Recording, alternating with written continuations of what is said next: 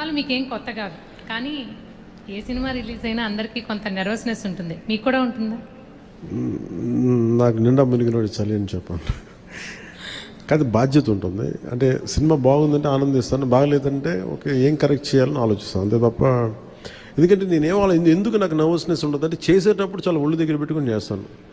నేను సినిమా బాగలేదని కూడా ముందే చెప్తుంటారు, బాగలేదు ఇబ్బందులు ఉన్నాయి చూసుకోండి. అందువల్ల నాకు ఏంటంటే నాకు గిల్ట్ ఉండదు బేసిక్గా. ఇప్పుడు మెచ్యూరిటీ వచ్చి ఎప్పటి నుంచో మూవీస్ తీస్తున్నారు, ఇప్పుడు మీరు అలా అనుకుంటున్నారా? మొదటి నుంచి కూడా అలాగే ఉండేవాళ్ళ? దీనికి నేను సమాధానం చెప్పాను. మీరు కావాలన్న ఇంటర్వ్యూస్ చూసుకోండి, బిఆర్ రాజు గారితో ఉంటాయి. ఆ ఇంటర్వ్యూస్లో నేను ఇప్పుడు ఏం మాట్లాడినా అవే ఉంటాయి. అందుకని ఉదాహరణకు తొలి ప్రేమ తీశాను. తొలి ప్రేమ షూటింగ్ చేసినప్పుడు సినిమా అయిపోయి రిలీజ్ అవుతుంటే నేను కూర్చొని అక్కడ ఒక్కనే కూర్చున్నాను. గబ్బర్ సింగ్ కూర్చున్నా కానీ నేను ఒక్కనే కూర్చున్నాను.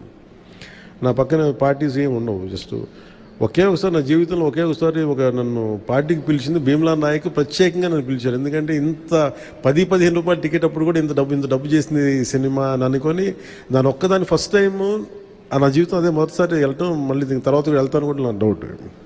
అవును, ఇంతకీ మీ కో ఎమ్మెల్యేలతో మూవీ చూసే ఆలోచన ఏమైనా ఉందా? మీ ఎమ్మెల్యేలతో మూవీ చూసే ఆలోచన, ప్రపోజల్స్ ఏమైనా ఉన్నాయా? నేను ఎప్పుడు అట్లా ఆలోచించలేదండి. అసలు మీరు చెప్తే ఇప్పుడు ఐడియా వచ్చింది, బాగానే ఉందనిపిస్తుంది. ఎందుకంటే అసెంబ్లీలో సగం మంది మీ ఫ్యాన్సే కదా. మేబీ మా ఎమ్మెల్యేస్ అందరికీ, మా కూటమి ఎమ్మెల్యేస్ అందరికీ ఖచ్చితంగా దీన్ని ప్రత్యేకమైన షో అయితే వేస్తే వాళ్ళు కోరుకుంటే ఖచ్చితంగా, అంటే నేను ప్రమోట్ చేసుకునే ఇబ్బందిగా ఉంటుంది కానీ ఖచ్చితంగా వాళ్ళందరూ అడిగితే మన హరిప్రసాద్ కానీ ఖచ్చితంగా I think will organise an exclusive screening for them. అందరికీ మనసులో ఉంది కానీ బయటకు అడగలేకపోతున్నారు. సో మీ ద్వారా వచ్చింది కానీ ఖచ్చితంగా దీన్ని అడ్రస్ చేస్తాను.